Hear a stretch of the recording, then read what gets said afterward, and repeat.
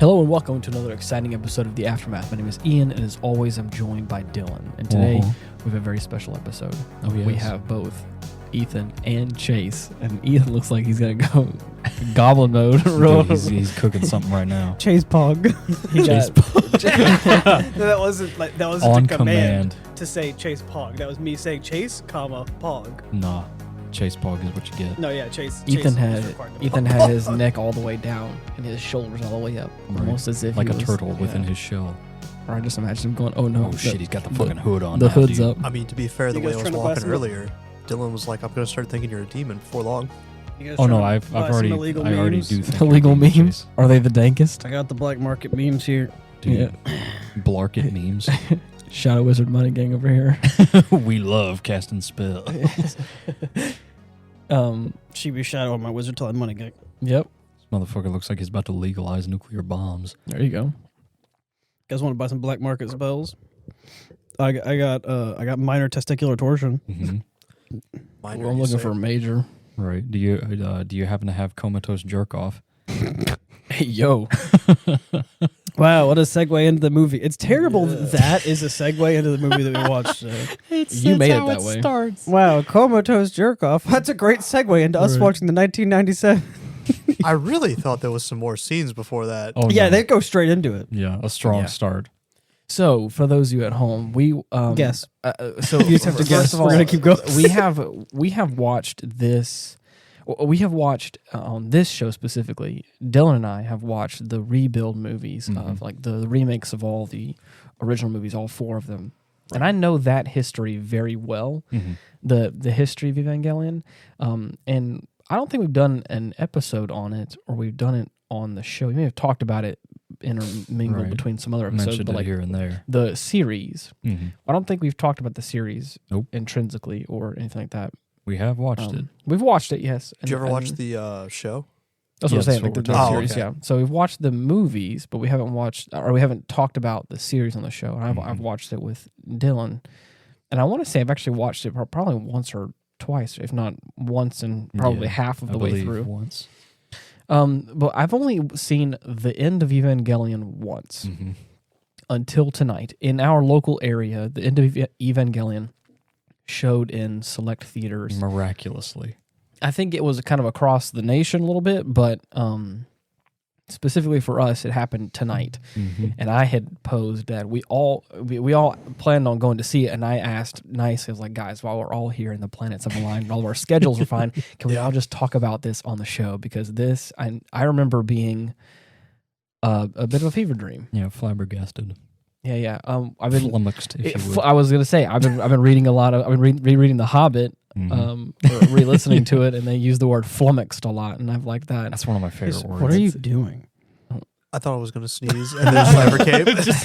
just Chase? leaned away from the mic. Yeah, no, he leaned over for the mic, but it also looked like he just took the fattest rip of like some fat doinks. Yeah. Jesus. Or like a ball, and he was just like, You just see me over here just like, yeah, dude, he was on a straight up another planet for a second there. Jesus. But y'all did it off mic, so you couldn't see. Yeah, yeah. Motherfucker was on the fast track to sneezia. Yeah. well, since we're talking about the beginning of Oh, Evangelion. beginning of the end of Okay. Evangelion. Well, I'll start with my only joke that I have. Yeah, that's what I was going to go with. Yeah. At the very beginning, I didn't realize that this that scene was at the very, very beginning of the movie. Yes. I knew it was It's been in the- memed to hell and back. Yeah, we'll just call Oh. it that scene. and so You know I that one. Well, I mean, we're gonna go into more detail in a second here. Fair enough. I said to Chase, I leaned over to him and I was like, "All right, Chase, I will give you $5 $5. if whenever the scene comes on that Shinji is in the hospital room and he's just going at it. If you point to the camera, you point to the film screen and say "Hell yeah" out loud. And he was like, I can't do it. And I was like, I'll give you $5. And I was like, if you point and you say it loud, I'll give you 10. Right. Dude, But my the thing was, favorite he part- I didn't realize that was the very beginning. He thought that was underneath the assumption we have some buffer between that. Oh, and yeah, Not no. the second the movie starts. That's my favorite fucking part of this is that because you made that like before the movie started, I can only imagine your face as soon as it goes to like the Literally, hospital I made room. that at the I made that, and not even a minute later, Right. it's a hospital room, and I was like, "Oh He shit, it's sees now." an IV bag and he's It's and now? his heart Yeah. sinks. Yeah, no, I was like, "Is Chase gonna do it?" And like, yeah. Whenever you said, "Why do you look so smug?" My thought process was, "Hey, all these people had to watch this awkward scene with me here." yeah, with you, you're the problem here. Yeah, Yes. God. I just said because I look over and he's sitting here like this, Right. Yeah. and I was Waiting. like, why do you like? I get the scene, I do. It's one thing to have like a face, but I'm sure other people's face is like uncomfortable or like just normally smiling or laughing. But Chase is like, like it's like Here it it's like comes. it's like you're the one doing Literally. it. Yeah, right. The smug look on your face was less like, haha, we're watching this, and more like, haha, I'm the reason we're watching this. You know, like this is because of you. You're like, I'm the one in the hospital room right now. Yeah. Right? Like, Jesus so Christ. I was like, why do you look so Shinji out smug? here just yoinking his hog. Right. Yeah, right. Sees a titty and absolutely loses I control. mean, he even said he's the lowest of the low, bro. He has no control. That's the thing. At least he's self-aware. Real. So that makes it even worse. you're right. Wait, who, me or Shinji? Both. The fact that Shinji just has that moment where he's like, "Damn," like that post-nut clarity. It's called, all yeah, that it's thing, called yeah. post-nut clarity. Yeah, and we all that's know more it. disappointing. But the we thing all is, make it feels. mistakes in the heat of passion. You're right. I mean, hey, he's a simple man. Is he ever? Yeah, the whole Yeah. movie is just him being a sexual deviant. You're right. That's literally the whole movie. I still don't see how you'd have gone through doing that. I mean, You're right. well, you're not Shinji. Maybe you should Yeah, ask he's him. Let's get definitely not Shinji a on the show normal here. person. 1 second. We have Shinji on the show right now. Everybody, Our hold, guest, everyone. Mr. Ikari, 1 come second. in. No, you're not supposed to cry yet. We're supposed to ream you and then you'll cry. No, that's Shinji. Here, get everyone. We'll give him those time. Here's the mic again, Shinji. Oh, he gets better eventually. Right, I was about to say, he doesn't even sob like a Yeah. normal, he sobs like he's in fucking pain. He sobs like he's about to finally because sob. in but his then- barely defense- holding it back. Yeah. In his defense, I think he is. Oh yeah, definitely. His mother's dead and his father's a piece of shit, and anyone that no. actually cares about him actually doesn't care about him at all. It's like, yeah, he probably does hurt. a No, lot. he's also just a cringe ass loser. But the thing why is, he's that's crying. what, and that was what. Baby. So the first note I have about this film specifically was, I was like, damn, the Rebuild films did a great job of slightly redeeming, redeeming Shinji in some making way, him a more and likable, making him more by likely the end of it. especially towards the end of it. The first thing out the gate, I was like, damn, I forgot how insufferable the series version of Shinji was. Could I say something real quick? Go ahead. Wow. You know that very beginning scene where the things falls into the water, like Yeah. off the post? Yeah. That was actually him trying to kill himself. Wait, what?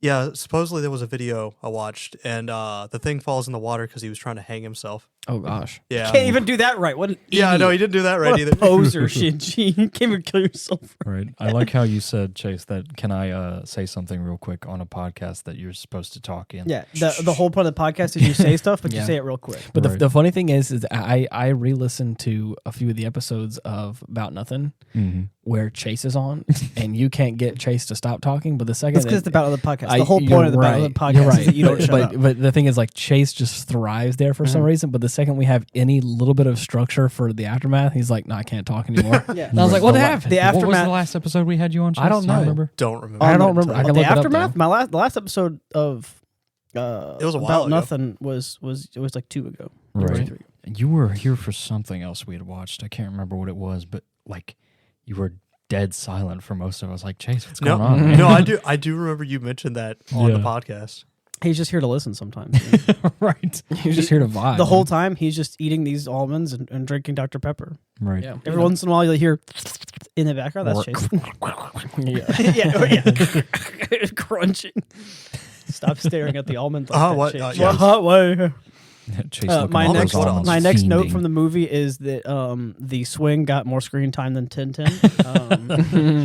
Yeah. Once again, Wait, who was Tintin? in Naruto, the character Tintin Right. is a female character in Naruto. Is she the on one one with of like the the teams? Yeah, I think I vaguely remember. Yeah, that. and she's not seen very much, but the swing that Naruto has flashbacks of is seen like every episode. So it's a joke that the screen. I think it's actually factual as well, but it's a joke that the swing got more screen time than Tintin. So whenever I saw it, and I realized that the swing in this movie probably got more screen time than certain characters in this whole movie. The first thing that came to my mind was like, damn, that swing's getting more screen time than Tintin. Yeah.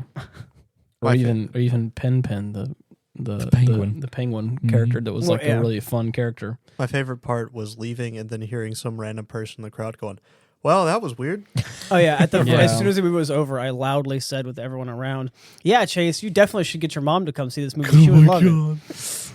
Yeah, because he made a joke once at the very beginning, like, "Oh, like I should probably see if my mom could want to watch the movie," and we were all like, "Don't do that." Yeah, you probably shouldn't do that. Bad, Chase.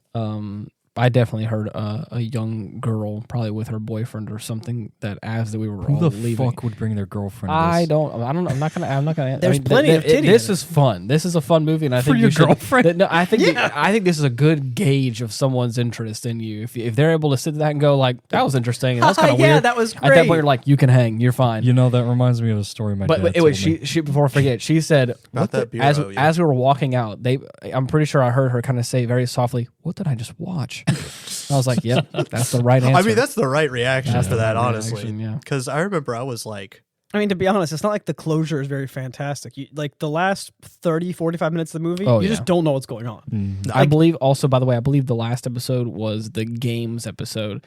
That was the top of the new year. "Oh yeah, it was." I play games. And I don't think drive. you... Yeah, wouldn't it be Grand funny? Blue Fantasy Relink. Yeah, Chase, when you gonna play that? Get lose silliest. Anyways, wouldn't it be funny if you started dating That's fine. somebody and she's like, "Hey, you want to see the end of Evangelion?" And I'm Yeah. like, why? Hey, I already guys, did. I would pull a Shinji right there in my pants. Just start crying? Or, oh, jerk off. Yeah. Oh my god. hey, just, Yeah, just, just- I'm just gonna apologize in advance for what I'm about just to ask do. her, ask her to act Hey, comatose. do you want to see? Do you want to Lord, see? forgive me for what I've done. Hey, honey, do you want to see the Evangelion movie? The funny thing is, like, you guys are saying all that, but like, I'm not gonna lie. Like, if I'm just like chilling with somebody, I'm like trying to gauge out if I'm like really. If she's a vibe, Yeah, Dude, yeah, if right, she right. brings up Ava, I'm like, what the fuck is No, wrong no, with no, you? no. What I I'm must saying have is, died. within context, she's like, "You want to know something crazy?" Like, I witnessed the end of Evangelion, and I got some thoughts about it. I'd be like, "Damn." I Lay do it on too. me. Tell me your thoughts. I'm sure they're the same. Yeah, Right.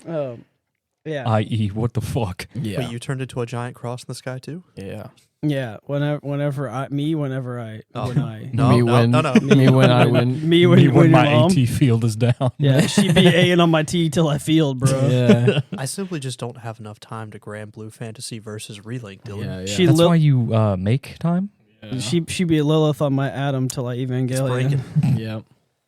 So to get back on track a little bit as far as the movie goes, like you said before, like this movie for me, you're right. I didn't realize that scene was like the top of the movie, but I also didn't Get out realize the way. I didn't realize how. I remember how the show progresses, and it's pretty quick with some of its stuff. And Right. there's more The ending angel for the fights. show is still like messed up, but it's relatively like hopeful and Right. like nice. This one, it kind of poses itself as like quote unquote the 28th the episode. actual ending. The actual ending of it, and it progresses so fast.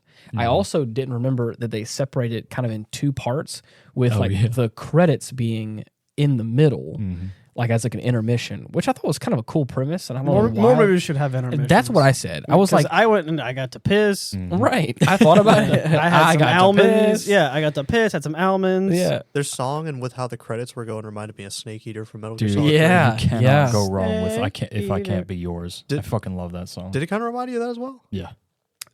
I liked it, and I was like, any movie that's probably 2 hours and 58 minutes or over definitely should have an intermission halfway through. Yeah.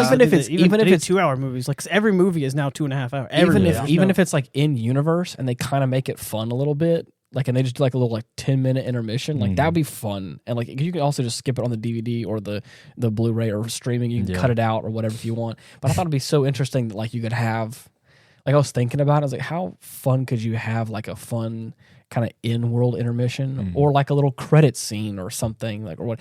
Anyways, I thought that was interesting, and I like that. I pointed that out as like a positive I think note. that every movie should have Deadpool just show up and say that it's time for you to piss because he has to piss as well, and then he just sits there, like pouring a water bottle out. It makes pouring a water bottle in a toilet, for like 5 minutes. Oh yeah, and it's like we're watching the new Avatar movie, and then Deadpool just shows up, and he's like, "All right, guys, I just have to go to the bathroom," and you just hear piss break. Right. Doesn't matter what the movie is, but because of that, I forgot. It's been so long since I've seen this. I forgot just how fast the trauma comes in. I forgot how fast like I said, the top of the movie happens right on to like the what's it called? The Pyramid Underground. The Geofront. Yeah. The Geofront is being under attack, and they're like, they're giving it all they got.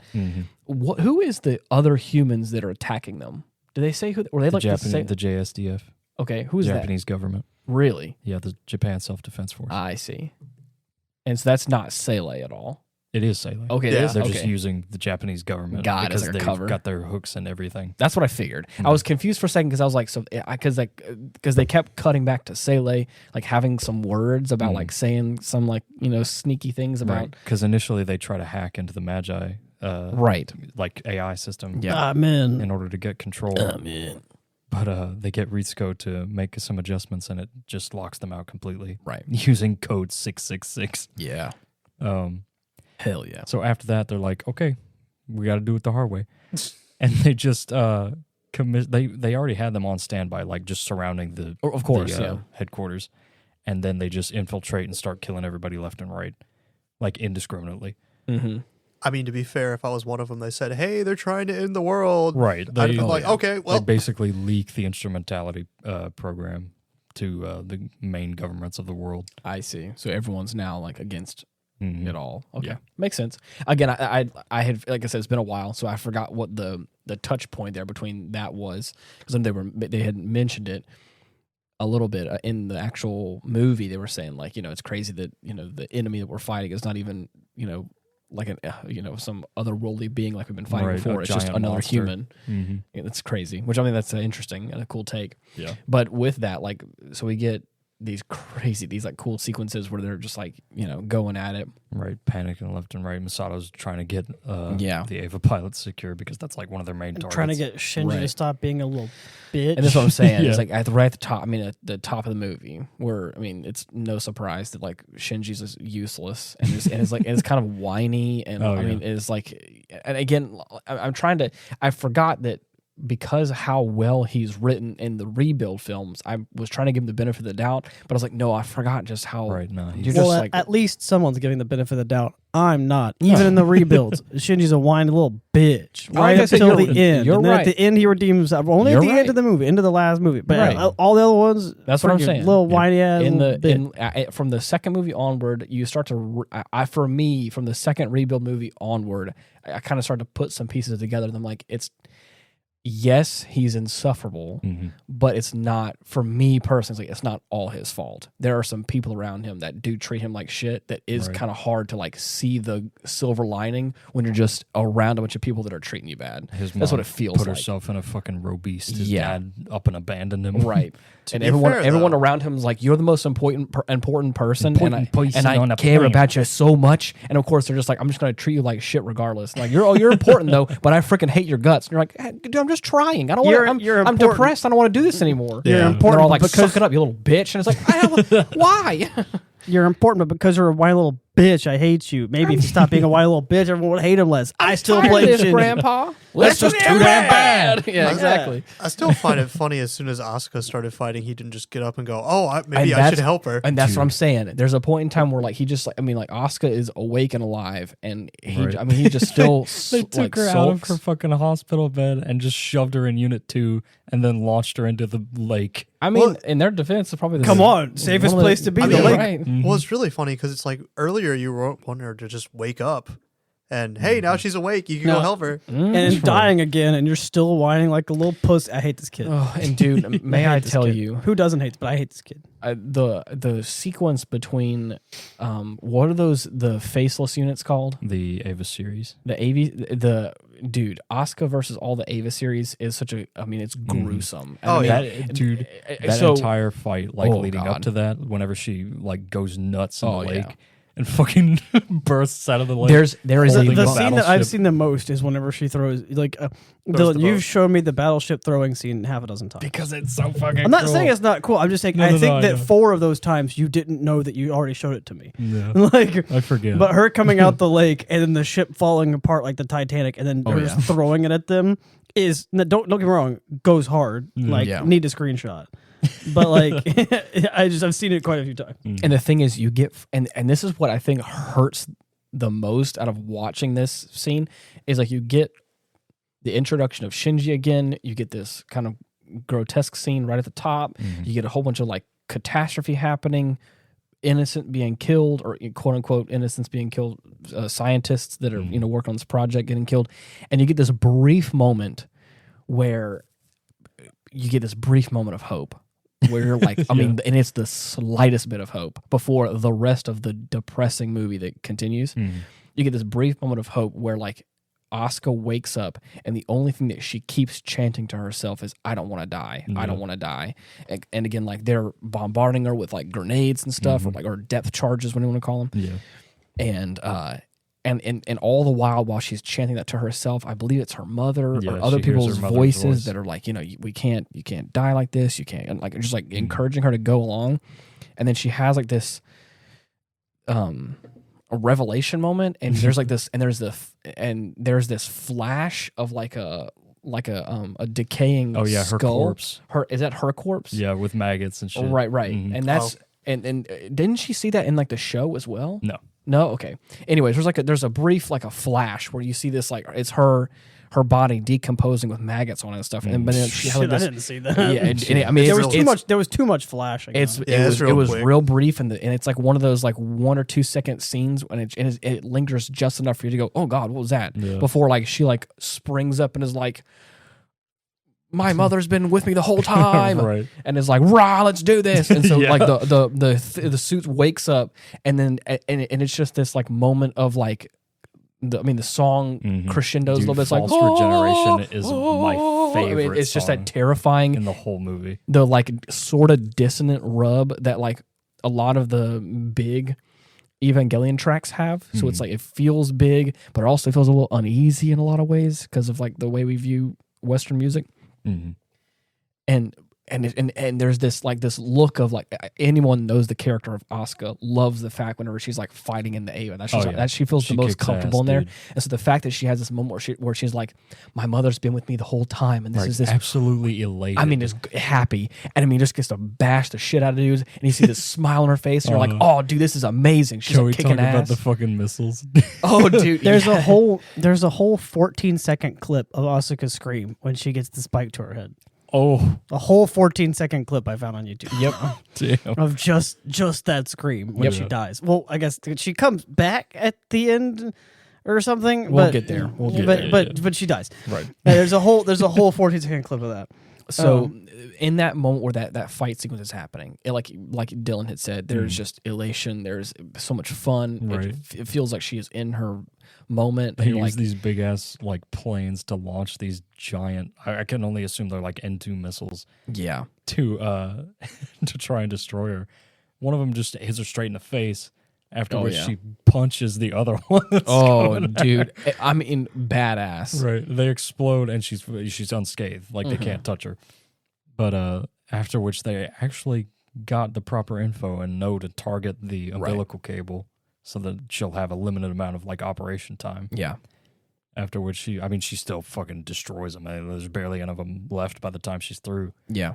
After which they launch the Ava series. Right. Which are like these, and they creep me out on a whole new level. Yeah. Stark white bird-like humanoids. But they have these like weird kind of bulbous heads that aren't like round on top.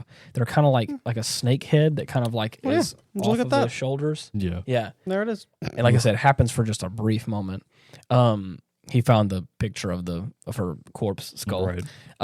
But and they don't have any eyes, and it's just this big kind of like toothy red mouth, Similar to a xenomorph. And it kind of grins a little bit, and like they kind of have like this like weird like like this weird sound that they make, and it's like, oh god, and they feel gross, and they just look, and it doesn't help that obviously whenever they land, and of course Asuka sees all the equations, and she's like, okay, I got what was it, 4.5 minutes, 3.5 minutes? 5 minutes of operational time, right? Leaving like 20 seconds for each. She was like, I think she had like 4 minutes and some change, and she was like, okay, at least there's like 9 of them. We got 20 seconds each. Let's go. And like goes immediately makes a run for the first one and just caves his head in with both hands. Like I said, imagine. I want you guys to. I don't know if you've never seen it before. Just this is gonna get gruesome, but like I said, imagine like a snake's head, kind of like popping off, and just taking your palms and hitting it on its nose, like the roof of its mouth, and just like caving in the top part of its skull, but the bottom jaw still remains. Yeah. And so I mean, she just goes right off the bat and just, and I mean, and it doesn't help. Like these kind of feel scummy, like this kind of like, like it's like these little monsters, gross little and it doesn't help that like she's like beating the shit out of them, and they're like kind of like getting like gored up and like that first one she takes out, she doesn't stop at the head. No. After he like falls onto her back, she lifts it up and just like rips him in half. It looks like, I think she just breaks his spine basically. So it doesn't help that like not only did they just kind of feel like characteristically quote unquote like kind of scummy and gross, but like the fact that she's like literally engorging them or whatever, like there's like their intestines are hanging out and they're like blood everywhere, and they're all just like holding on for dear life. It's like, oh my god, like it was a one-sided fight. Exactly. Yeah, like what the first one she rips in half, the whole top of the cockpit's just covered in blood. Oh, of course, yeah, it just all washes off. I mean, anyways, it's like, crazy. Let me just limber up with a shower real quick. Which I kind of thought, what if it was like Ultra Kill and you got more time with the more blood? There you go. So convenient. But anyways, so it's just this wonderful, like I said, the first few minutes you're like, oh man, like all hell's breaking loose, and this feels like kind of the end of the world for our people that we've gotten to know from the series, right? And all of a sudden, this brief moment, you're like, hell yeah, we're so back. We're so back. Yeah, and then it slowly but surely gets to, and then so over. And you're right, and then so I'm a little confused here. I was going to jump ahead a little bit. Yeah. Whenever he throws the sword and it's a disguised spear of Longinus. I can only assume it's like a because I think it's replica. I was going to say it's I think not it's the exact one, but that's what I thought. It did the job. Yeah. Later on, they said the real one is coming from the moon, and they were excited they were getting the real ones. That one must have just been a fake. That's what I thought. So I believe there's only 2 of them / multiple of them in the Rebuild films, right? Right. Okay, that's what I thought. So in the series, there's only 1. It's on the moon still. Didn't he get launched to the moon from the show? Through a fight? To combat one of the angels, Ray ended up taking it and just hucking it at the motherfucker while he was in orbit. And killed it that way. Okay. Damn. So anyways, the real spear of Longinus is just lodged on the moon. But the thing that tripped me up, I'm not sure if it's all of their like double-bladed weapons that they have, or was just that one. But apparently, one of them was able to like, limber up enough oomph to throw their sword like a spear towards her. And so as she's like, as she's like has finished off the rest of the guys, she had one like shoved into a skyscraper. yeah, and then hooked it at the final one. Right, runs up to him, shoves her hand through the one she threw, through its chest. Yeah, and has the other by the core. Right, and is about to destroy it. After which they one of them gets up and hucks that sword. Yeah, puts up her AT field, and then it just goes right through. Of course, well, because then the disguise is uncovered, and then it's just another spear, and then of course it slowly just breaks its way through and stabs her in the head. And just like Ethan said, it's like it's pretty brutal. From there blood on. Curdling. Oh yeah, because I always wondered, do you think anybody's piloting them, or do you think they're just autonomous? I don't know. They only say that they're using S2 engines. I'm sure there are pilots, because we see that they have like entry plugs before they're launched. So there's got to be somebody in there. Unless it's like the dummy system, if you remember that. Maybe, yeah.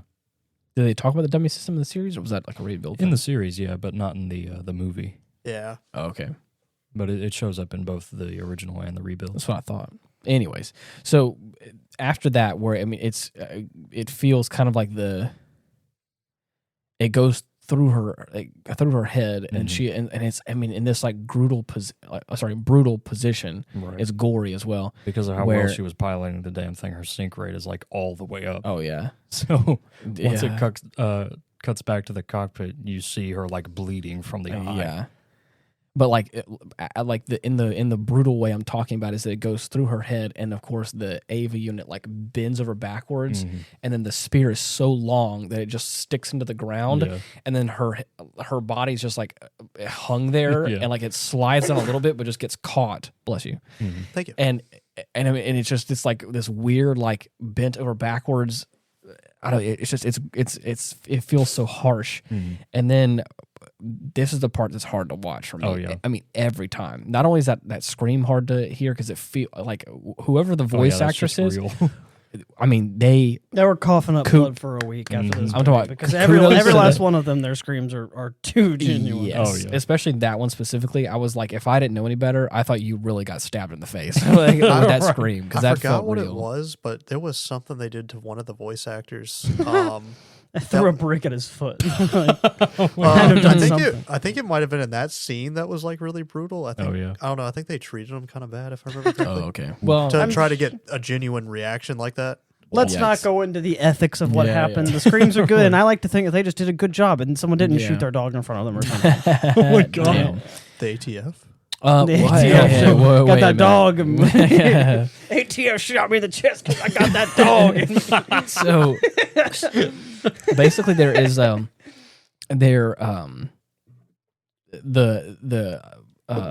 Ava units that or the Ava series creatures that every single one of those bastards she put into the ground just gets back up. It's hard. Like I said, it's hard to watch because then this is like the point where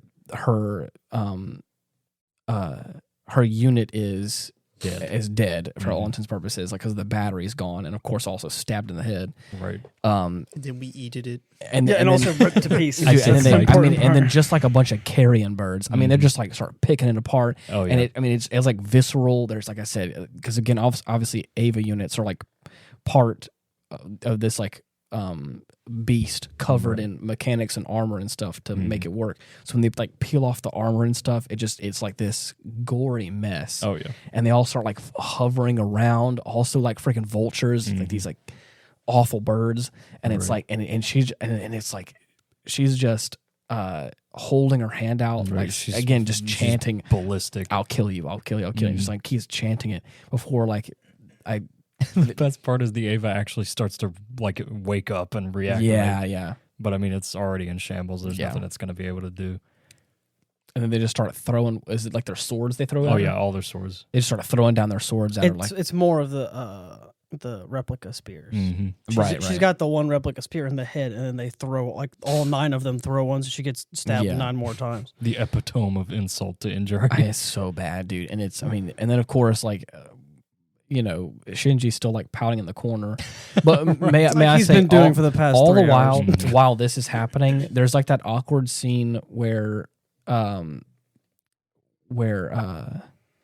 is trying to like guide Shinji out of there to get back to the AV unit, and they have that weird kind of interaction where she gets shot, and she's like kind of holding out hope, and you still think that she may be able to make it, but like, then I need you to get your shit together right now, okay? And then she kind of gets a little flirty with him. Apparently, gives him a big old kiss, and then it's like, hey, there's more where that came from. For luck. I don't know if she got flirty with him per se. I really think that it was just like this kid's a sexual freak and deviant. The only thing we can do to do anything is to kiss him. There's more where that's coming from. She knows she's gonna be dead. One for the road, sucker. Yeah, exactly. Like she's like telling him to survive, and she's like, no, this shit's working. Here's a smooch. Maybe he'll actually give a shit then. But then creep. And then Shinji. I didn't realize this until I believe Dylan had brought it up to me. Like I think we talked about it on this show as well. Whenever I first heard about it, or may have been, I could be wrong. But regardless, I'll bring it up again. Is Dylan had talked about the fact that there is a or either that or I brought it up to you. I don't know how we talked about it. But there's a brief scene where one frame, whenever the floor explodes, like that whole level explodes. Oh yeah, you can straight up see Misato's body and head like detach. And just fly everywhere. Again, it happens even briefer than that scene with the skull I mentioned earlier. Yeah. But there's a moment where, like, if you freeze it just right, like her in the explosion, you can see like different parts of her body just kind of get scattered, and it cuts right to him, crying in the elevator. And it's again brutal. It's like, I think I remember hearing about that, but I didn't notice it this time. No, like it happens very, very fast. That's one of those, like, you got to like get it frame by frame. The one that like the skull happens, it lingers long enough where, like, if you're like, at least you don't blink, you won't miss it. But so yeah, again, brutal. And you're like, damn, they're just killing off everybody. Right. But then after all that, Shinji gets in the unit and starts, and I mean, and he instantly is like, got the wings on, like he's about to get the motherfucker's awake. Yeah, he's ready to mess shit up. Then of course he witnesses the carnage that the is entrails, of literally, and then cries again, and then he doesn't do anything. Absolutely. So was the wings being out just it basically starting the human instrumentality project already? Oh yeah. Oh, so if he just wouldn't have entered that, then nothing would have happened. Maybe. Yeah, no, it was like a whole awakening event for Unit 1, so it was already like primed and ready. Oh, okay. Yeah, because I kept thinking, well, maybe if he didn't get in it, none of that would have happened. Oh, yeah. I mean, but then again, it might have happened regardless. Right. It would have been better if they had shot him, honestly. See, that's kind of what I avoid that whole scenario. Yeah. But, So just to get this right again, so just so that way I'm aware, because I know we're going to be getting into the end of Evangelion. Right. Woo. So the Human Instrumentality Project is a forced evolution of all mankind into that next stage of being. Right. But guys, I don't want to evolve. Like, well, you don't have to. That's straight up. Nobody asked you. All right. We decided that we're going to evolve humanity. I decided for you. And that's what I'm trying to figure out is with this Human Instrumentality Project, there are people that are trying to force the evolution of mankind to this next stage of being, which is this kind of like homogenous, right, all-encompassing, like nebulous being, right, where everybody's connected and there are no barriers between us. And that's like some sort of like spiritual realm. Like they're not physical. Like I'm trying to understand how they just exist. They exist in this new form of. You could think of it as an oversoul. Got it. So it's just like one being comprised of many. Damn. Mm-hmm. Yeah, and then I don't think you'll feel pain or anything really anymore. Right. It's mutual understanding between the entire human race, basically. It sounds like some pseudo version of heaven, but by mass genocide. Right. So the point that I'm trying to get at, though, is because of doing that and you lose your physical form, you're dead physically, but you're alive spiritually. Is that kind of what? Okay, kind of. Your soul, your consciousness. So, it's closer to the samsara cycle of like Hindu, I think. Got it. Where if they can become like there's like different levels of being. Different levels of when you're reincarnated, and like the chief level of it, the sort of godhood, the enlightenment of like Hindu and Buddhist and all that is whenever you essentially become a god, but all of the gods sort of are like one. So you basically become one with the universe. Yeah. Okay. And so what they're saying is, and what ends up happening whenever Shinji and all them are like inside each other and they're like naked or whatever, what they're saying is that there is no limits because basically they're all one with the universe now. Which is why whenever I left, I was like, hot take, they're right. The human instrumentality, they did it. They're correct. That is what it be. That everyone was indeed like actually one with the universe. Right, a and super being. That was an ascension. Yeah, they all became functionally gods, like, and were one, except that Shinji didn't want that to happen. Right. I don't want to be goop. He basically did a do-over or something, and Shinji did. They describe it as anyone who has the will to return to like a physical form can. Mm-hmm. Yeah, so I think it's just really, hey, if you want to, you can. Yeah, right. But it's still. So I was like, hot take. Can you go back and forth? Or is it because he chose to remain as like I want to say probably go back as a human and then you just shoot yourself in the head and see what happens. Damn. I want to say it probably worked it's like probably like a one and done. Yeah, I want to say probably once you came back physically, that's it. You're back physically till you just die again. Mm-hmm. You paid the price, and now you can choose whether or not you want to get a refund. That's what hot take. Like I said, the guys, they're right. Whether they're right morally is different, but they are logically correct that in doing that impact and killing off the entire population, they all became functionally gods. That's factual. That's what happens. Which I will say, the beach scene. I don't know if I would have immediately started strangling her. Right. But I definitely would have been like, "Are you real? Exactly. Please tell me you're real." That was Shinji's version of "Are you real? Can you still deny me?" Whenever I was looking up, because I was looking up the corpse thing, it said that he was choking her because in the room before then, she turned him down again or something. So he woke up and was enraged at her and was like, just that's what it read like online just now, which is what I interpreted as was him just choking her out again, basically, because in that like dream state just before he wakes up on the beach, he's choking her out when after he gets up from the coffee being spilled on him, and then he wakes up next to her and is like, I'm gonna go. I was just choking her out in the dream state. I'm gonna choke her out in real life. And then she touches him and then calls him disgusting, which is hilarious to me. And that somehow stops him. That's where that I feel sick line comes from too. Really? At the very, I want to say it's like a different set of subtitles, but they're interchangeable. That's where I feel sick comes from. Yeah, because the part that kind of trips me up is the fact like he's strangling her pretty hard and she's unfazed by it. Right. And that's the part that kind of creeps me out. You can still see like straining on her face and shit. Like as he's right. But I think she felt much bad of for a him. change. Right, but what I'm saying is like if you've been strangled out before, like even for like that period of time, like not being phased at all, it makes me question like, are they both physically here? I think they're both physically here. I think that Shinji, once again, is a little bitch who's got weak hands and he couldn't even strangle her right. Got it. That's what I think it is. He can't even strangle her right. What a freaking nerd. Because now, and that also begs the question, too, are they the last surviving humans on Earth now? Another Maybe thing that for now, the article online read like Shinji was the first person to choose going back to human over instrumentality, and that Asuka was the second. Oh, okay. But so Asuka. it basically sounds like Asuka, whatever. She was the second person. So the way the article that I was just reading makes it sound was they're the first and second people who chose to come back and not stay in that state, but that others, I guess, would. Yeah. Okay. Makes sense. Makes sense. It's just left up in the air. Got it. That's good. So, because again, I remember the first time I watched this, I did not glean that from the ending. Again, we kind of jumped towards the ending. There's still like a lot of stuff that happens before all that, but still, I mean, it's crazy. Yeah, it's a crazy watch, but it's fun as hell. It's super fun, and again, it's like I said before, there are some. I like the guy flipping off the camera though. The one dude in the audience.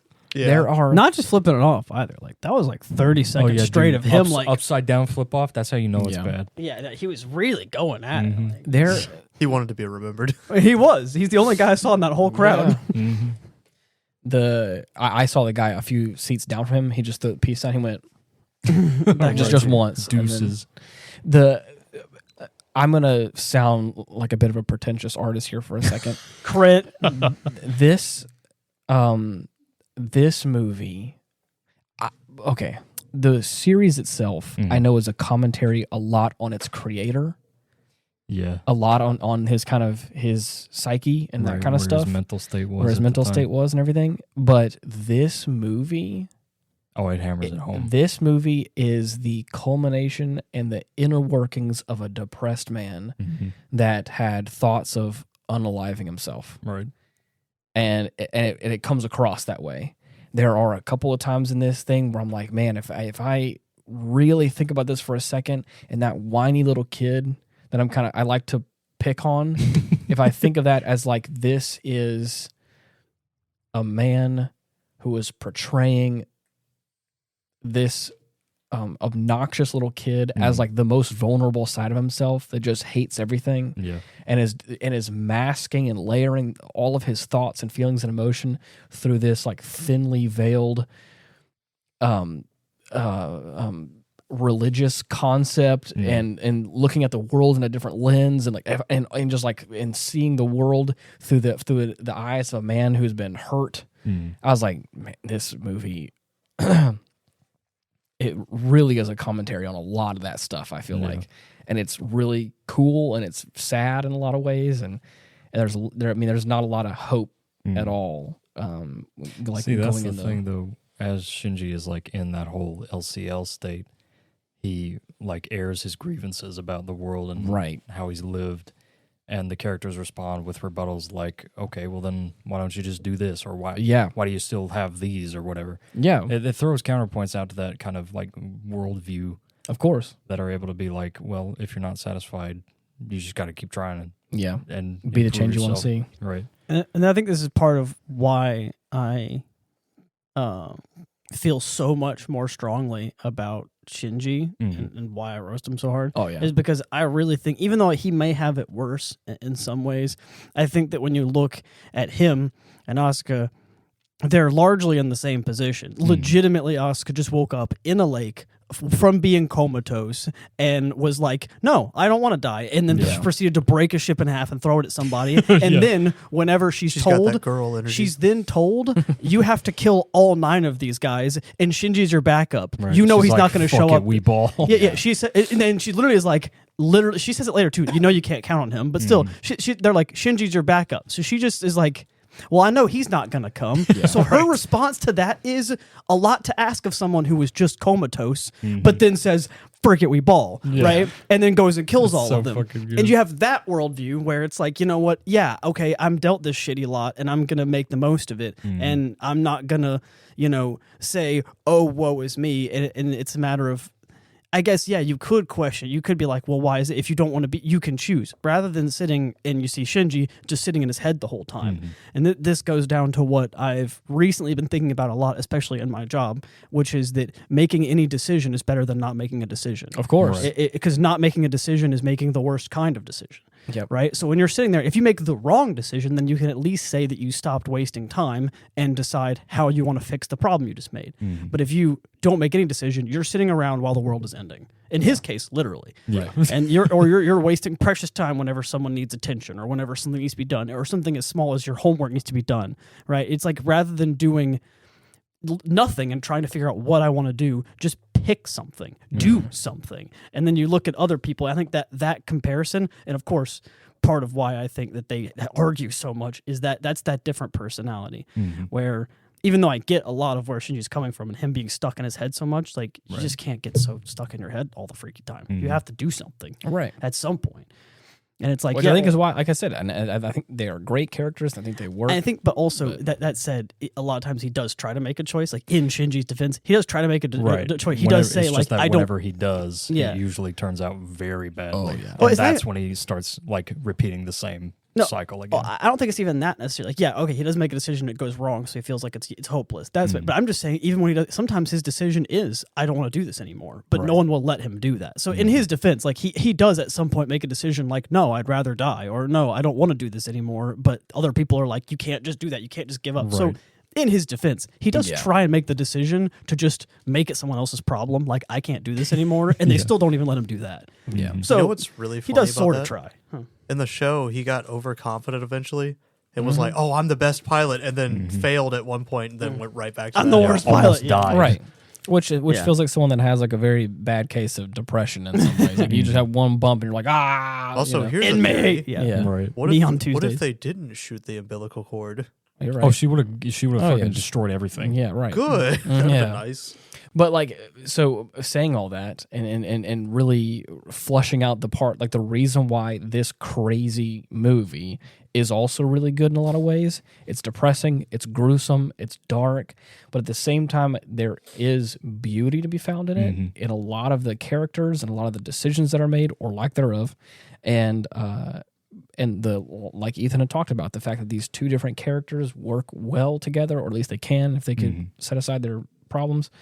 And this movie portrays, like I said just a moment ago, it portrays all these feelings and it portrays all these worldviews through this thinly veiled religious context in a way, which I think is interesting because again, I was raised in a religious context, so like to see this kind of cool sci-fi-esque mech anime have this kind of religious context from this man's worldview, that may have had a much harder upbringing than I did.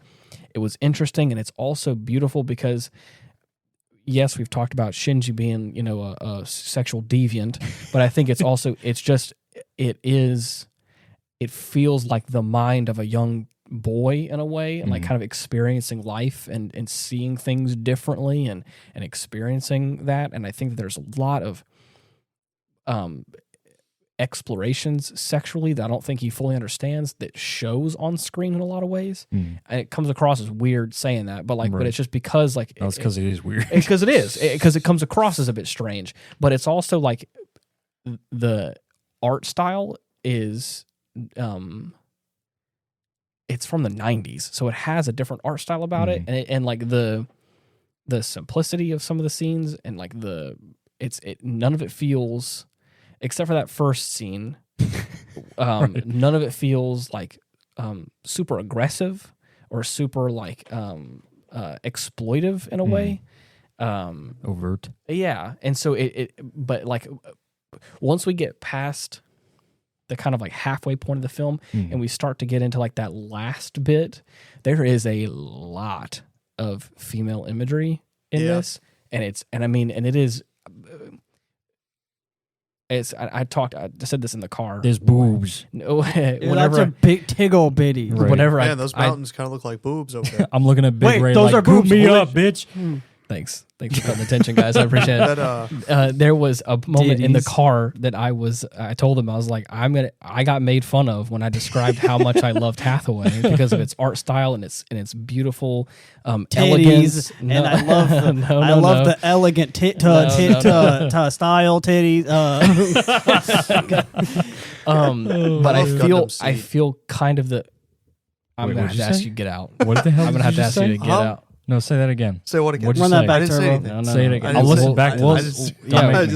You'll listen back to this, and you'll I was give about to him say, you do realize this is a podcast, right? I can just pause that. I can Right. frame by frame whatever you just said. I'll I don't put know that what Might it as is. well come out with it now. I'll put that. No, it's okay. You'll listen to it later. I'll put Okay. it on a loop, and you'll hear it. It'll be that's my new text tone, whatever it was. Yeah, new sound. I don't even know what he said. But it's my new Congratulations. text tone. Anyways, so as I was saying, there is in this film, it has that same sort of, it has the same vibe that I kind of get from Hathaway. There is just in a little bit more sexually overt way.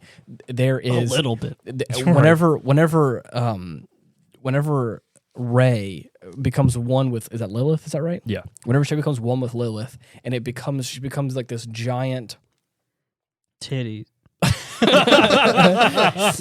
we gotta find the words. You're right. This giant white version of herself. It's like this almost angelic, kind of interesting person. Right. Again, there's Herald of the apocalypse. there is just this interesting imagery which feels very angelic and feels very, and like I said, it feels elegant. It feels, got them wangs. But at the very beginning, whenever she becomes one and is growing in size, her eyes are like hollow sockets. Oh yeah, and it's just it's the most terrifying thing I've seen, and it literally, whenever Shinji lays eyes upon her, it reminds me of all the times I have read excerpts from Cthulhu.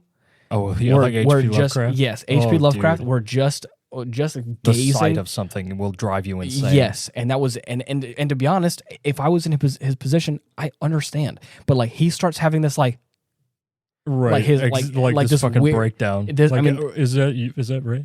He has this weird thing where like the default face she has is like this. The most traumatizing face I've ever seen. And then, like, not only that, like all the other Ava series like start to like kind of grow different heads of hers as like kind of a way to like all become one. Right. And the more he sees, the more his mind breaks. But what I'm saying is, in this whole moment where like, as she's like moving and flowing, it just has this weird kind of like, it is artistic for me. Like I'm looking at it, I'm like, it's beautiful, and like the movement of it all, and like just the look of it. And it's also, I think I'm also just like a sucker for the female form. So it's also just like, it's like looking at this like giant, elegant female lady, and it's like it's weird, and it makes me feel weird, but it's like looking at a piece of like avant-garde it makes me art. feel weird too. Yeah, not what I meant. My peanut. But it's It makes me feel weird in my my penis. God. no. But it's like I look at this, and it's like, and it's almost like for me, Chase over here with that fucking whoa, big lady. Chase, I would have given you another $5 if as soon as the big woman showed up like that, and you just said, "Wow!" Okay, I might could have done that one. But like, it's almost like looking at like a piece of art for me, like one of those old marble statues. Right. Where it's like I'm just marveling in like just the how all this is coming together, how it's a weird story. There's all these characters involved, and it's just like the idea that Shinji's like going mentally insane, and it's just all of it feels so much like an expression of art. And I'm also just kind of amazed while looking at it. Like I said, it's the same thing while looking at Hathaway. There's destruction, there's death, there's war happening. There's these giant robots. It's tense, it's amazing, and in all while titties. that's all not the there's no titties in that one. Well, it's it's a little bit. Then what's the point? But what I'm saying is, like the thing that I had talked about, the thing that I had, great question, Chase. the thing that I loved about that movie was even in that chaos, there is this like gentle, delicate woman that needs protecting, and our guy Hathaway is like kind of that person for her, where it's just, but it's like it's also there's this look. Like I said, it's beautiful and it's wonderful and it's also kind of scary and it's like it's just the Something dichotomy. that tickled Ian's brain just right. I don't know what it is. I'm able to look at it and go, I feel. Maybe it's just like some sort of I don't know, some sort of like my primal instinct is coming out. It's like I see pretty thing, I have to protect it, and it's like that's just in this chaos. I think that's what it kind of comes across as, like in that as well. I'm like looking at this, I'm like it's so beautiful and weird, and it's artistic, and it's making me feel like just these feelings of like hope, Feeling some type of way, man. I felt the same way with them too. It doesn't help trying to make my case whenever you guys say like that, but I get what yours are saying. No, I was trying to say about it is that it's very clear that in a lot of anime, a lot of these creators really like the female form and like drawing the female form, especially nowadays. Fan service. And there's fan service that's fan service. Like that's what I'm saying. Like I don't feel like this felt like fan service. What I'm saying. That's what I was trying to get to. Yeah. There's fan service, which is in Gurren Lagann, where like one of the main characters has huge tits and a gun, and then they grew Doom bitch, and not only is a badass character, but like. That's just fan service, but they did a good job with it. But that's what that is. And that's not all there is to her. There's creators like this, which we've already talked about this before with Evangelion multiple times. That part of why he draws the way he does and why he's using it is that he likes the form. That's why there's so many shots of like women walking in like the clothes they're wearing and the way there's so many shots of their ass. That's why all the Eva pilots have skin tight suits and all that stuff. It's like he just likes like drawing them, right? You know? And so of course, whenever his end of the world scenario involves this giant godlike creature that is put a big woman. lady in it, the nice but like with wings that's formal and it looks elegant but also unsettling because her body's like twisting back in a weird way, so it looks elegant but also unnerving, and it's clear what he's doing. Yeah. Well, especially if you look at it from the lens of like if we're trying to view this movie through the lens of Shinji, who is going through this like, you know, let's say teenage sexual awakening, to view the world in that way, where you're like that's like something that's like prominently focused on, it would be a little bit surprising in some way, or if that's his end of the world is like giant lady, that would be surprising. But anyways, like I said, I wanted to say that because again, I don't remember feeling that type of way when watching it the first time. I was kind of having a hard time taking it all in. Right, motherfucker was aghast. I was. And so this time having a little bit better understanding of how it all functioned, looking at how like I said, his mental state as he's like breaking down and becoming some ethereal being and watching the world be like succumb to this like weird being, right? The orange wave, right. And but then at the same time, like having this whole orange wave was my name in high school. Yeah, right. I don't remember that one. Anyways, it was cool. You weren't there, you wouldn't get it. It was cool, and that's what I said before about art. I want art to make me. I look at art and I want to feel something coming from it. I want to feel sadness. I want to feel energetic. I want to feel hopeful. I want to and to look at this and to be just in wonder at like this. is wild, but it's This is also how Sokka felt whenever he found out his girlfriend was the moon. this is My girlfriend turned into the moon, man. This That's is rough, buddy. this is wild. This is wild. It's hard to comprehend, but it's also beautiful all at the same time, and that's what I'm trying to get across. It's just it's like I'm in awe. That's wow. This is crazy. And so anyways, that's just what I said. So I was like, I'm gonna say that at the risk of sounding like I was bricked up for half the movie. That's not what I'm saying. That's not what I'm saying. Send your emails roasting him for being bricked up half the movie too. We all Put it in the comments how much you are unsettled by him being. Let us know if you were bricked up too. Oh gosh. Share your bricked experience. Top comment. Me and Shinji are just to say he just like me for real. Why do you think I got the Dune popcorn bucket? Jeez, man. It's a worm. Did you see the new? Oh yeah, it's a worm. So I was gonna say, does it almost seem like you have to watch this movie twice? Once for the shock value, and then second time I've to watched actually it. wrap your I've head watched around it more than that. This is what I wanted to get to actually at the opening of the podcast. Yeah. Is I've actually. This has been, I mean, obviously 1997 is when it came out. But I've seen this and the series and different portions of it multiple times tidbits in here, thanks to me, since high school. And I remember we watched at the very least we watched more than just this, but I know for sure basically the entire second half of this movie we watched while in class in high school. See, that one I don't remember showing you. I think Chase might have been the one to show you that. No, because it was all three of us at a table. Oh yeah, I remember we just watching on somebody's phone. I think that you may have pulled it up to watch me to like show me a scene. Like right, I wasn't going to show you that part though. I think that you wanted to show me the scene like whenever Asuka dies or something. That one, you were showing me that scene, the fight, and then probably. I didn't know that you were just showing me a scene. So me and Chase just sat there, and I was like, "Damn, he pulled up the whole movie, huh?" And we straight up should have been doing math homework, and we were all sitting at the table. Meanwhile, everyone's doing classes, and I'm like, what is going on? And now there's anime titties on screen, and we're still here. We're still in class, and I'm like, so wait. Now the angel. Now there's a naked angel that's destroying the world.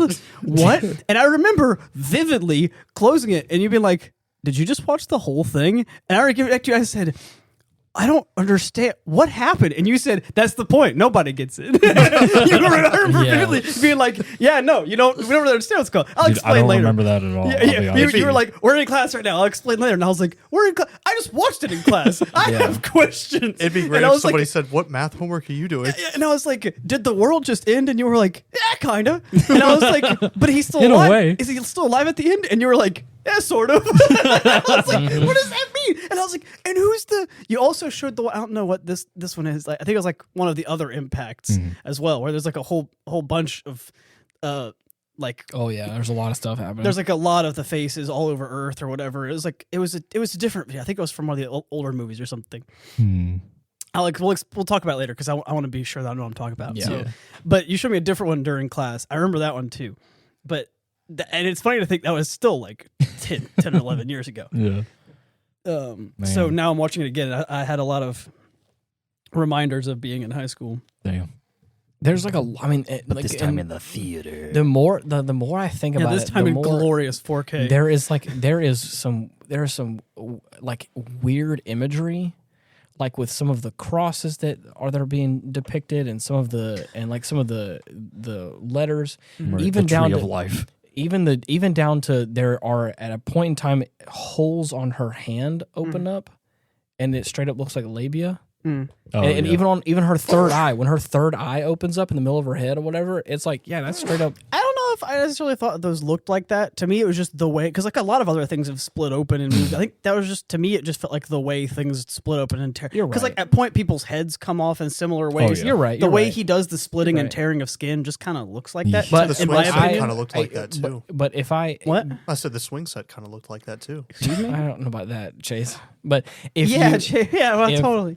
The reason why police. I was saying that is because the eye opens up in like the reverse angle that where your normal eye opens up, so it opens up kind of across like left and right, and whenever it does, distinctly on like the top of her head, there looks to be something a little more like a genitalia. Like a Cliboris. Yeah, you could nice say it. forehead, vag face.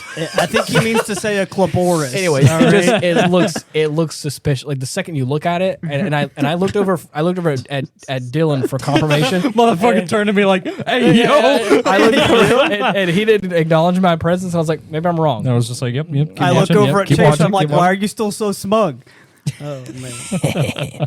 Anyways, another thing to kind of round out this episode as well is because the credits were in that intermission section when the movie was over, it was over. It just said the end, and then stops. We get the choking out scene, and we get the disgusting line from Asuka, and then it like all audio cuts out, and it says the end in the bottom corner. The lights came on immediately. Screen goes to black, and Like there you go. And it's and I have never been in a full theater when there's no music, no nothing, and like the lights are on, and we're all just like, wow. I prefer it. I think more intermission with credits, and then when the movie ends, just have like the end with like a couple of other things or something, epilogue, and then it just turns off. Right. More of that. More of it. Movie's over. You guys can go, and the lights turn on. Everyone just leaves. I hate all the sitting around at the end trying to figure out.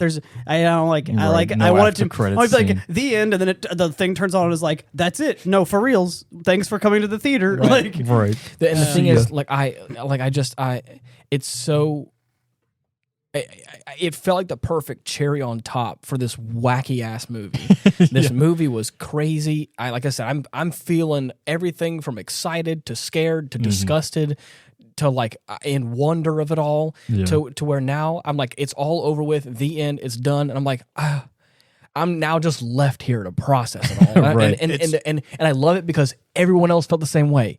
Everyone in here, I think that even if like it was credits and and there's music, everyone kind of still would have said those things like, haha, that was crazy, all that kind of stuff. Right. But the fact that we're all left here in silence, everyone was scared to say it because they're like, I don't know what to.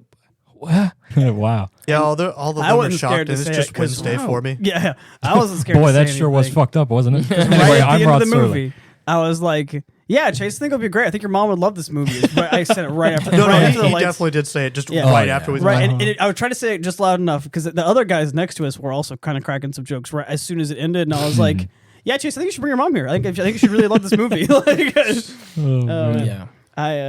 Also, I wanted to say this is something that I was thinking about. I was actually talking to Dylan about it the other day, and now we're talking about the series that was the first series that made me realize this. And at the time, I didn't enjoy it as much as I do now. Whenever I first saw it, I was really confused by it, actually. But I really like how so many Japanese creators of games, of art, and manga and all that shit. Yeah. How much inspiration they take from biblical imagery. Oh, yeah. And I think that there are probably some who might not like it that are Christian, but I really like it because whether you take creative freedom or not, Yeah. I think it's in my opinion, I think it's totally okay. Oh, yeah. And I think that because they're doing this, they're taking such badass imagery It's so that fucking would just cool, otherwise dude. be going to waste, Yeah. There's such like really badass imagery and stories Right. in the Because Bible. the and stories in the Bible on their own are just fucking badass. yeah, there's just a in lot of general. shit that just goes Yeah. really hard. Yeah, Yeah. like Right. unironically. And so them taking it like in Grand Blue, like when like Lucilius and all these Yeah. characters and like the All the story of the archangels angels, and it's primals. literally just the fall of the angels. Right. Like just the fall is literally what's happening. And so you're fighting Lucilius, which is basically just fighting the Satan. Right, yeah, right. Like when you Yeah. like look at all the lore, you're like, yeah, this is just The its evil of own- the world. Yeah, this is just its own creative take on me fighting Satan right now. This is Right. pretty dope. Like, and I love that. And I love a lot of the imagery in Evangelion is like, so it's really loosely biblical imagery, but there's still so much of it there Yeah. that's like, yeah, it just looks cool. Like in this case, there's not as much that's really like Even like it's the other not there. ones. It just looks nice. There's just the random crosses blowing up when you kill shit and stuff like that. Right. It's just like it'd be a waste to not make some of this imagery make its own creative outlet, and I really like it actually. Right. Oh, yeah. Yeah. So this is cool. I like it, and I think I'm having a better understanding of how it all functions now, because after the human instrument... Oh, yeah, by the way, the human instrumentality project ends up going through. Oh, yeah. And everyone gets all that should just gooified, which is crazy, because that feels like the ultimate, like, the end of the world, really. Right. Yeah, really. The biggest powder keg in the series. Right. And Wait, no, I don't want to experience this. Right. Well, that's too bad. Right, you get to. It's out of your control. And that's why it just takes these backsies when you get up there. Right. Yeah. It's hard to Chase, wrap you my head dropped around. the receipt for the 4th time. Put it in a different pocket. Why do you have that receipt anyway? That's the ticket. No. Okay, never mind. It's the ticket for the movie, all right? Yeah. I understand now a little bit better why people don't... Okay, Chase. People don't want to experience the human instrumentality, because it does feel like they're being forced into something. Right. And they're kind of being forced into dying. But I feel at least a little bit better knowing that, like, at least you have the choice to become human. There's an option there. There's an option, which feels interesting. I think part of it also is that there is currently a group of people, like, no matter if they're right or not, there's a group of people who are trying to literally cause complete genocide of the entire human race and destroy Earth, because they believe that that is going to cause the next step of human evolution. Right. Doesn't matter if they're right or not, or if they have the science to back it up. They sound like some real nut jobs. Oh, yeah. I think that's part of what's so scary about it, is that at the time, we don't know that that they're right? We don't know that that's going to work. Their plan is to just destroy all human life because they think that's going to work. That sounds really retarded. That sounds really dumb, right? So the fact that they're correct is actually like an interesting thing to me. Is like, yeah, that's pretty much what happens. Yeah, they're actually right in doing this. And I guess, you being able to choose and everything is cool as well, but like the fact that they're right is what makes it surprising to me. Is like, in a way, we're fighting against them, because like, they shouldn't be able to choose whether or not I live or die. They shouldn't be able to choose that. It's wrong. Nobody else is ready for that yet. I feel right to fight against them, but the fact that they're right is also interesting, because it's like, I still think they're wrong in doing it, and we should still fight against them, but it's odd to still fight against someone who that's just possible. It makes them seem like less like the bad guy. Like, sure, they're the bad guy, right? They're trying to kill people that don't want to be killed. Like, they're definitely trying to take innocent life for no reason. They're the bad guy. But also, like, they're correct, and somehow they know they're correct. Right. So it kind of adds that extra layer that watching this again and having that, I guess, connection is like really makes it interesting. It makes you kind of think, like, they are still the bad guy, but like they're not, bad guy. Right. Yeah.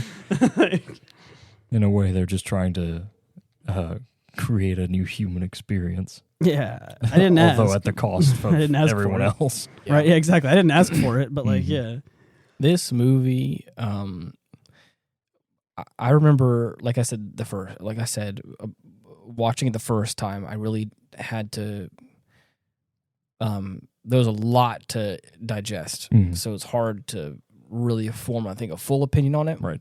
And this is even after we like watched the show in its entirety. Yes. And there was still like shit that we couldn't wrap our heads around. But now, having watched it now and gone into this movie with the right headspace and stuff, it is such a unique and thought-provoking narrative, and it is a beautiful existential crisis of these characters that I have watched, and I love the series so much, and I think I have found a new love for this movie because of the way it challenges a lot of the meanings of existence and roles in the world and how it all works, and it's just, anyways, it's such an interesting and my drill will pierce the heavens. I'm just saying we'll get it. Don't believe in yourself. Believe in me that believes in you. Damn straight. There was only one thing that would have made the movie better. You got to put my boy Ramiel in there. Oh, there you go. She's my favorite, man.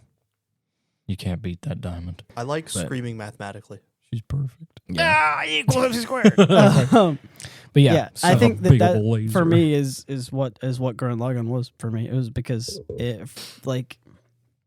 there is, from the guy who straight up just doesn't like anime as well. Yeah, there's very few pieces of media in general, not just anime, not just movies, games, everything included. There are very few types of media in general that affect the way I think about my life and the way I approach my life. There are very few media outlets in general that, like, well after it's done, I find myself thinking about.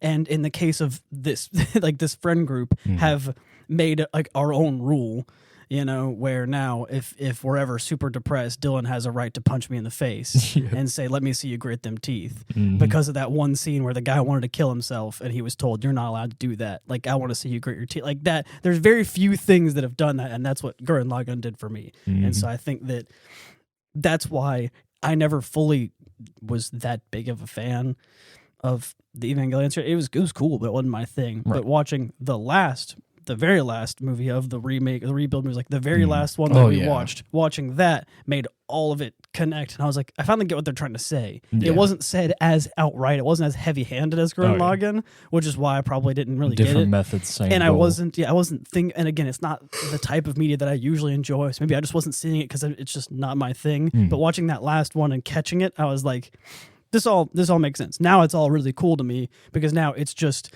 the human experience. It's just fighting is what we do, and we fight because we should have a say in what we want to do, right? Yeah. Who the hell do you think I am? Like, you know, who are you to tell me whether or not I should die to ascend to some higher power? I don't care if that's what happens when I die. I want to live now. You don't have a right. And I just love that. And that's basically what this is as well. Row. And so, yeah, exactly. Fight the freaking power. What is it? The indomitable human spirit. Yeah. Versus the indifferent cruelty of the universe. Yeah. Can I just read a little bit about this little Reddit post I just found? Oh yeah. It says, "Can y'all explain the end of Evangelion to me?" Oh god. No. And I just here's 3 responses. One of them says, "Yeah, that's a normal response. That is generally seen as a healthy response to this." and then the second one says, "No, we cannot." Okay. And then the third one says, "It is the portrayal of a very successful therapy session." No, I mean, yeah, that's good. I wish that I had some successful therapy sessions. Most of mine have been pretty mid. What if you look at that and you see post made 31 minutes ago? There you go. 31 minutes ago. Right. Yeah, so that was Hey, my boyfriend took me to watch this movie and I don't get it. Yeah, so what the fuck? That's a normal response. That was kind of my thought after I watched it the first This time. is I love that I love that the wording of it. This is generally seen that's normal. This is generally seen as a healthy response to this. Right. Like they're gauging your sanity. Yeah, it's like yep, that's right. If you felt like that you got it the first time you see this movie, if you feel like you got it, you're the crazy one. Yeah, you're not the not crazy one. You're the crazy one. You're the one who wants human instrumentality. Yeah, if you saw this and you were like, wow, it all makes sense now. I'm gonna live my life differently. You were doing it wrong all along. But anyways, I think my favorite line from this whole film is I feel sick. No.